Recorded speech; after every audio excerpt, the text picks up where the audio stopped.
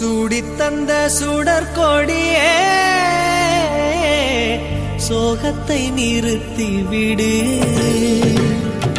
நாளை வரும் மாலை என்று